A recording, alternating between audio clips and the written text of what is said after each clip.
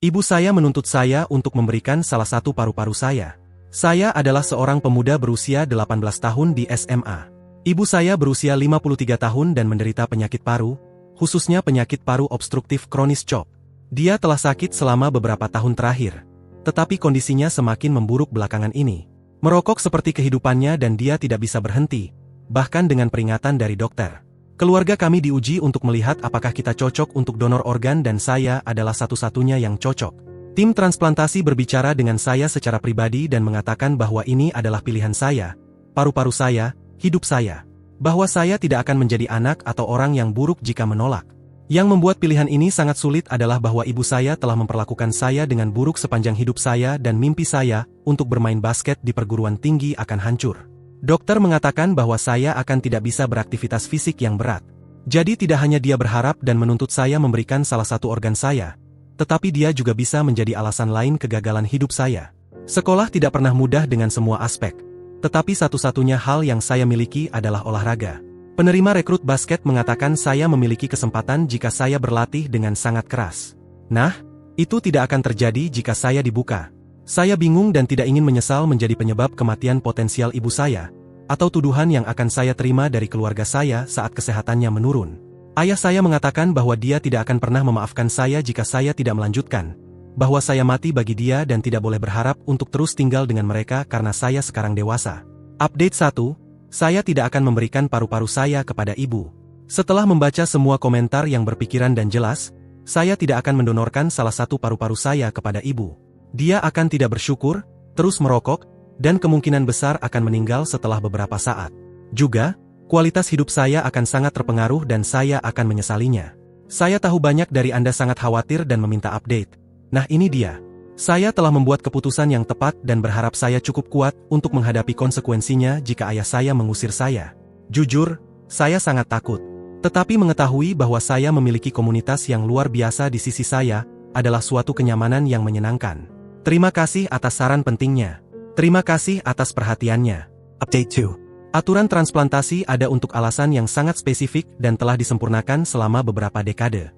Seseorang perokok yang tidak bertanggung jawab tidak akan pernah menerima paru-paru yang sehat, tidak sampai mereka membuktikan kepada diri mereka sendiri dan dokter bahwa kesehatan adalah prioritas.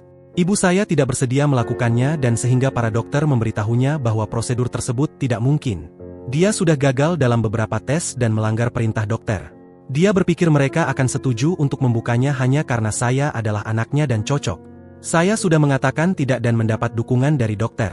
Jadi, apa yang dia dan ayah saya lakukan? Mereka membuat hidup saya seburuk mungkin dengan harapan saya akan melakukan hal yang tepat untuk keluarga. Bulan terakhir telah menjadi mimpi buruk. Hal selanjutnya yang akan mereka coba lakukan adalah menghancurkan peluang saya untuk bermain basket di perguruan tinggi. Liburan sangat menyedihkan tanpa perayaan.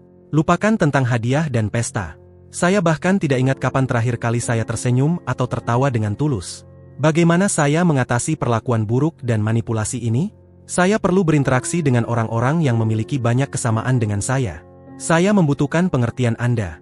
Akan sangat lega untuk membaca pemikiran Anda yang masuk akal dan mendapatkan istirahat dari kegilaan dari orang tua saya. Update 3. Beberapa hari setelah saya membuat posting sebelumnya, saya menemani ibu saya ke rumah sakit untuk pemeriksaan kesehatan karena kesehatannya menurun. Kami hampir tidak pernah berbicara sekarang karena saya dengan tegas mengatakan kepadanya bahwa dia tidak akan mendapatkan paru-paru saya. Saya mengemudi mobilnya karena dia tidak dalam kondisi untuk melakukannya dan dia selalu mengkritik cara saya mengemudi. Segala sesuatu yang saya lakukan selalu dikritik dan diselidiki berulang kali. Seperti yang saya katakan, kami hampir tidak pernah berbicara sekarang. Tetapi itu tidak menghentikannya untuk berbicara tentang saya secara tidak langsung seolah-olah saya bahkan tidak hadir dengan cara pasif-agresif. Satu pernyataan terus terputar di kepala saya, jika penyakit ini tidak membunuh saya segera, itu akan terjadi dalam kecelakaan mobil. Keduanya bisa terjadi sambil batuk tanpa kendali. Anda lihat betapa tidak peka dan manipulatifnya dia. Dia dengan mudah merendahkan dan mencoba membuat saya merasa bersalah sepanjang waktu. Bagaimanapun, kami sampai ke kantor dokter dan setelah pemeriksaan rutin, kebenaran yang keras terungkap. Dokter memberitahunya bahwa bahkan jika saya mengatakannya, tidak mungkin mereka akan melanjutkan operasi karena ada bukti pengaruh yang jelas. Dia tidak bisa menahan diri dan akan bertengkar dengan saya di depan staf rumah sakit. Saya kira perawat mendengar ancamannya terhadap saya dan memberitahu tim transplantasi. Itu dan saya berbicara dengan dokter secara pribadi beberapa minggu yang lalu menyeratkan pelecehan dan keinginan saya. Jadi, apa yang ibu lakukan selanjutnya? Dia menjadi gila dan mulai berteriak-teriak bengis kepada dokter, membuat tuduhan yang absurd dan mengancam akan menuntut. Semua orang kecuali dia dan ayah saya tahu bahwa dia tidak memiliki kredibilitas atau dasar untuk kasus. Dia melakukan ini kepada dirinya sendiri. Semua ini atas dirinya dan saya menolak merasa bersalah karena peduli pada kesehatan dan masa depan saya. Saya perlu mengeluarkan semua rasa frustasi ini. Terima kasih kepada semua orang yang telah menunjukkan dukungan selama beberapa minggu terakhir. Itu sangat berarti. Update 4. Banyak dari Anda yang minta untuk tetap diperbarui tentang apa yang terjadi. Yah, dia mulai mencoba untuk berhenti merokok. Seperti yang Anda tahu, penarikannya sangat intens dan sulit untuk mengatakan yang terbaik. Ini berarti bahwa dia tidak sabar, frustrasi, dan mengeluh tentang segala sesuatu. Dia mengeluarkan ketidakpuasan ini pada saya dengan menyebut nama, merendahkan, dan mengambil hak istimewa. Segala sesuatu yang dia kuasai digunakan melawan saya. Internet, rencana telepon, akses mobil, bahkan membuka surat saya. Ketika kami bertengkar, dia memberi isyarat bahwa saya harus membatalkan keputusan saya. Seperti yang dikatakan seseorang dalam update terakhir, itu akan menjadi kesempatan yang sangat kecil sebelum saya memberikannya padanya. Ayah saya yang memungkinkan dan terkadang nark, hanya membuat segala sesuatunya menjadi lebih buruk dengan memihak kepada soul matanya. Mereka sempurna untuk saling merusak dan yang saya inginkan hanyalah jauh dari gelembung beracun yang akan meledak ini. Saat ini saya berada di perpustakaan sekolah mengetik ini menggunakan wifi publik sambil mencoba menghindari waktu di rumah sebanyak mungkin. Saya bertahan di sana semua orang. Update 5. Kemarin, saya mengetahui bahwa dia bertemu dengan seorang pengacara 2 kali. Saya kembali dari sekolah dan tanpa sengaja mendengar ibu bercerita kepada ayah tentang bagaimana dia akan membalas dendam kepada rumah sakit karena menolak transplantasi. Saya mencoba menyelinap ke lantai atas untuk menghindari mereka, tetapi dia melihat saya dan memberitahu saya tentang semuanya dengan cara yang sombong. Dia berbicara tentang seberapa serius pengacara memperlakukannya dan bahwa dia kredibel. Saya tahu semua itu omong kosong ketika dia berkata, "Saya membaca artikel online dan cerita pasien dibuang seperti sampah." Semua karena rumah sakit tidak ingin mengambil risiko yang tidak perlu dan merusak reputasi mereka. Kemudian dia memuji dirinya sendiri karena bertahan 16 hari tanpa merokok dan berbicara tentang mendapatkan paru-paru baru. Ini adalah mentalitas yang saya bicarakan. Dia merasa berhak atas organ lain.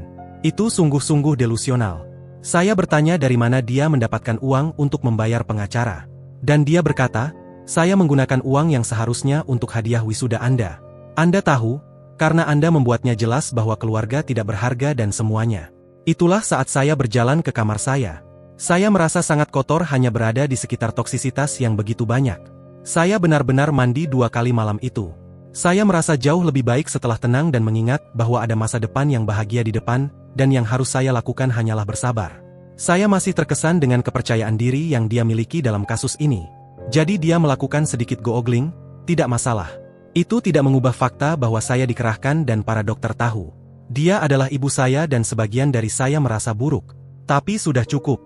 Yang pengacara peduli hanyalah uangnya karena tidak ada dasar untuk tuduhannya. Jika dia someho membawa mereka ke pengadilan, saya yakin hakim akan kesulitan menahan tawa di wajahnya. Saat ini, yang terakhir yang saya inginkan adalah dia membuang paru-paru orang lain karena akan dirusak. Saya agak merasa ingin merusak rekor 16 hari tanpa merokoknya dengan meninggalkan sebatang rokok menyala dan mencoba memikatnya. Tetapi, sebagus itu terdengar, saya tidak akan melakukannya karena saya tidak seperti orang tua saya dan saya tidak akan pernah seperti mereka. Update 6. Edit. Saya seharusnya menyertakan ringkasan singkat yang memberikan konteks bagi mereka yang tidak tahu. Ibu saya sakit dan membutuhkan transplantasi paru-paru. Dia mencoba memaksa saya untuk memberikan paru-paru saya dan dokter mengetahuinya. Jadi mereka menolak operasinya karena alasan etis. Dia bahkan tidak masuk dalam daftar karena penerima harus setidaknya 6 bulan bebas rokok untuk dipertimbangkan, yang tidak dia lakukan. Tapi, dia dalam penyangkalan dan mengancam akan menuntut rumah sakit dan sebagainya. Dia tidak kredibel dan tidak memiliki kasus. Periksa riwayat posting saya untuk informasi lebih lanjut. Ini adalah update singkat. Sudah seminggu setengah sejak yang terakhir dan saya pikir sesuatu lebih baik daripada tidak ada. Segala sesuatunya sebagian besar sama, kecuali saya menemukan plester nikotin ini di meja dapur, di samping asbak kosong.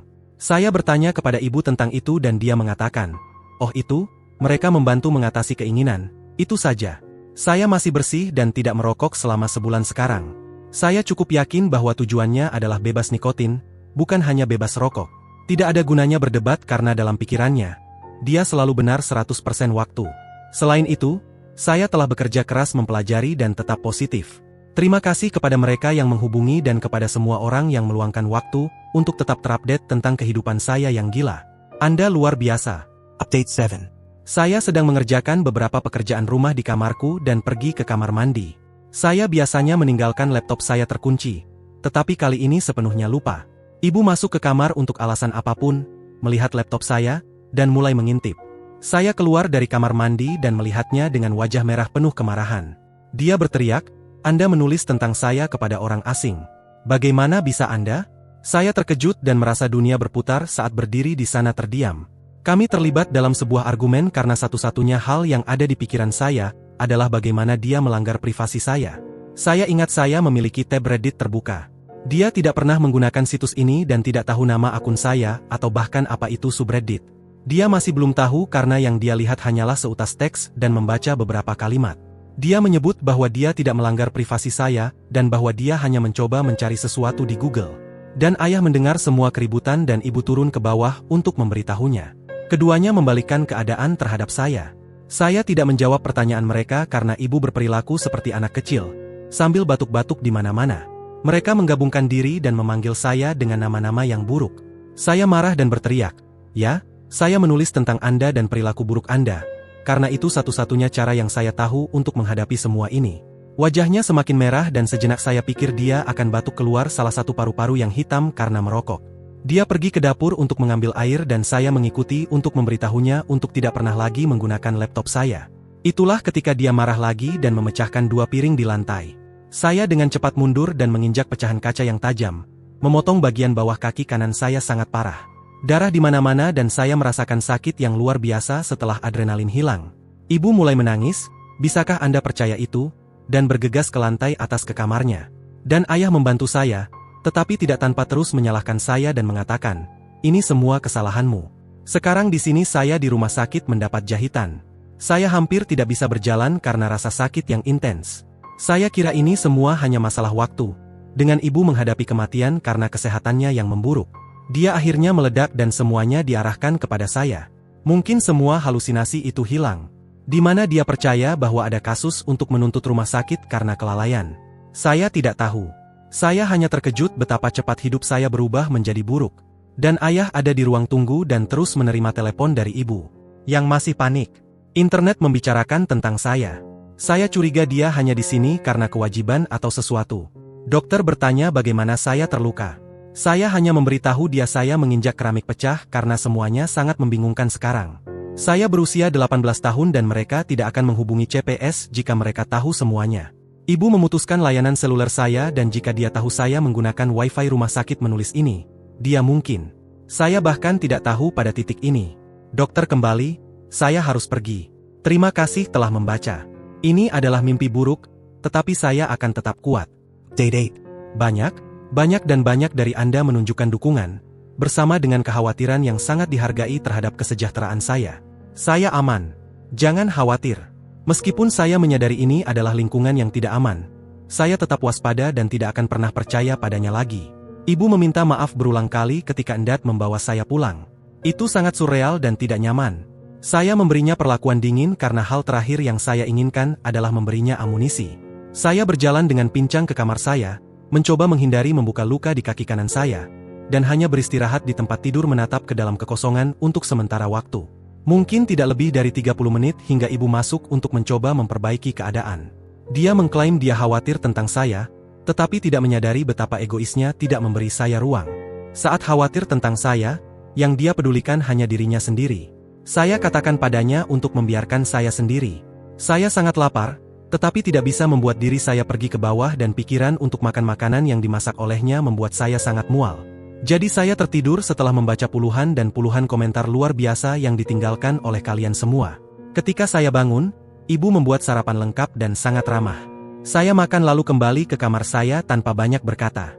Setelah semua yang terjadi kemarin, saya rasa melewatkan beberapa hari sekolah adalah baik. Pada saat yang sama, saya benci tinggal di sini sepanjang hari. Saya ingin bisa lebih bergerak. Aku akan pergi ke perpustakaan atau sesuatu. Di mana saja kecuali di sini. Saya melihat semua kebaikan ini sebagai cara untuk merasa bersalah dan memanipulasi. Dia selalu memainkan peran, bermain permainan menjijikkan.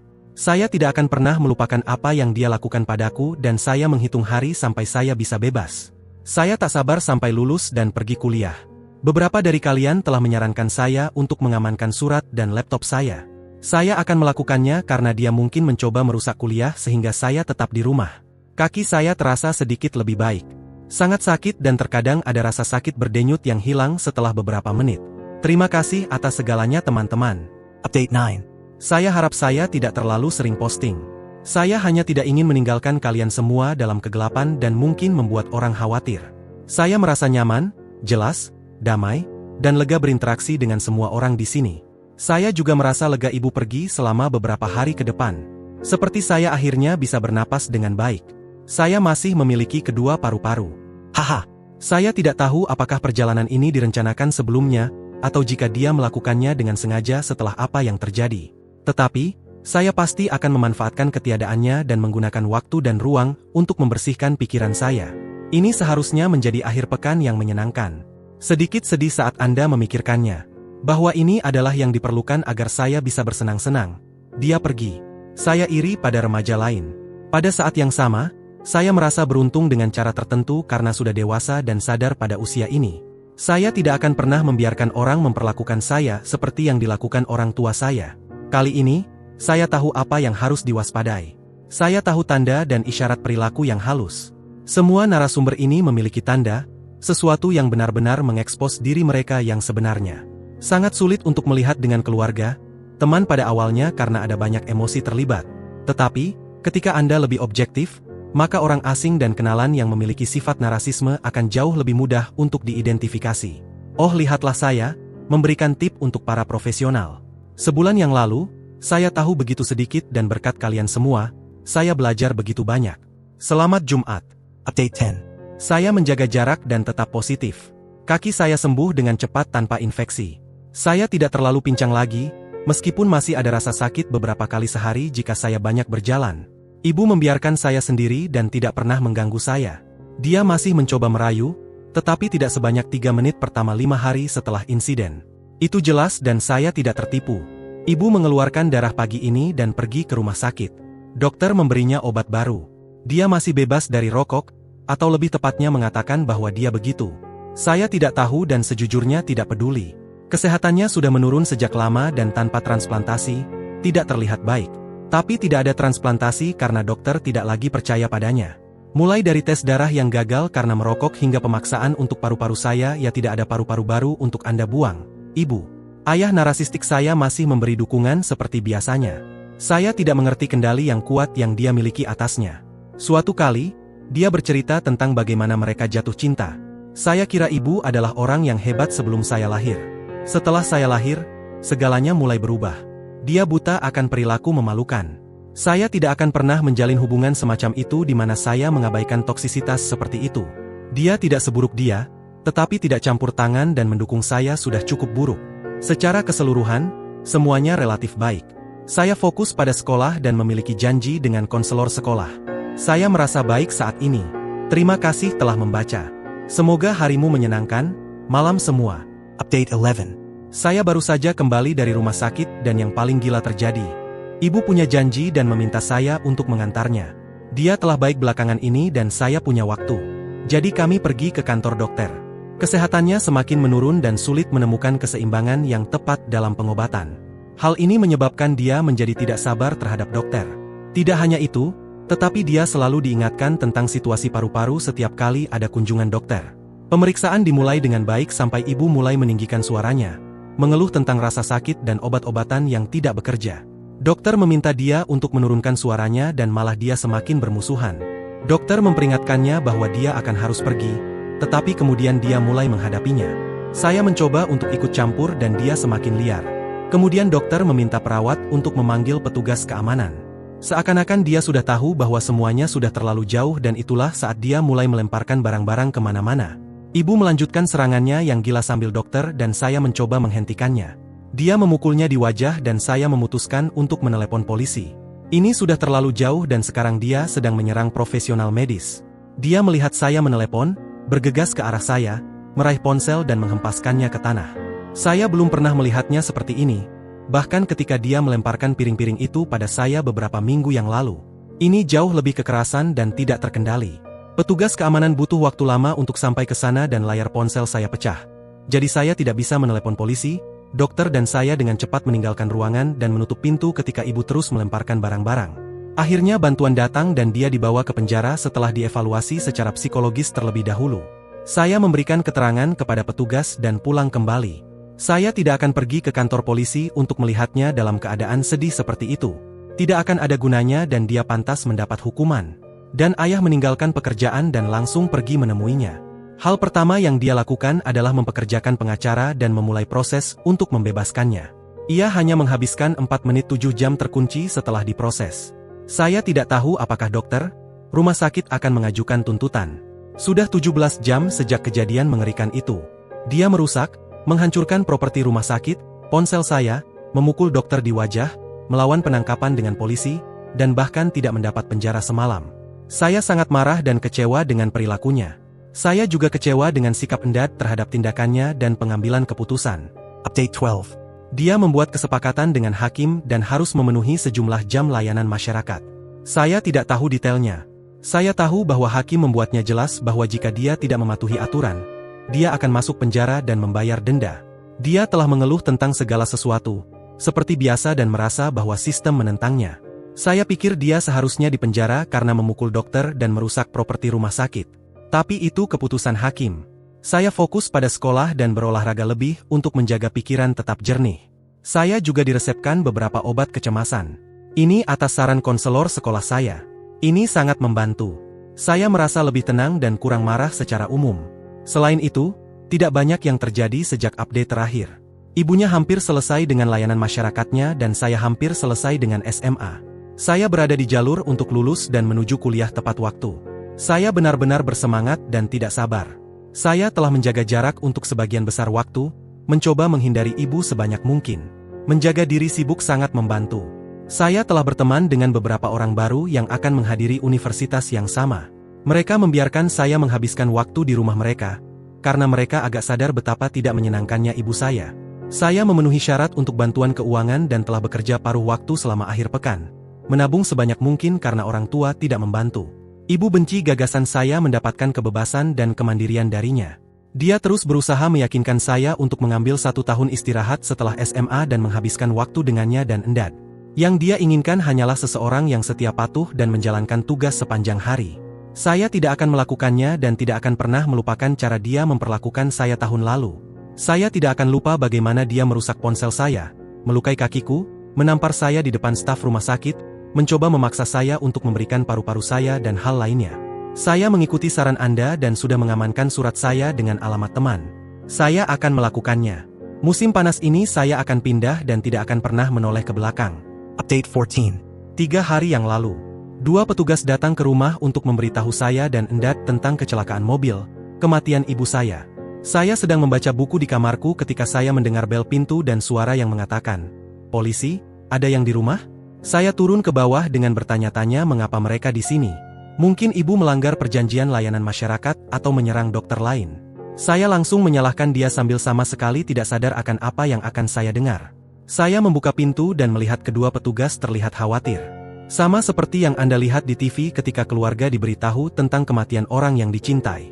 Saya bertanya kepada mereka apa masalahnya setelah mereka mengonfirmasi identitas saya terlebih dahulu. Kemudian mereka bertanya apakah ada orang lain di rumah.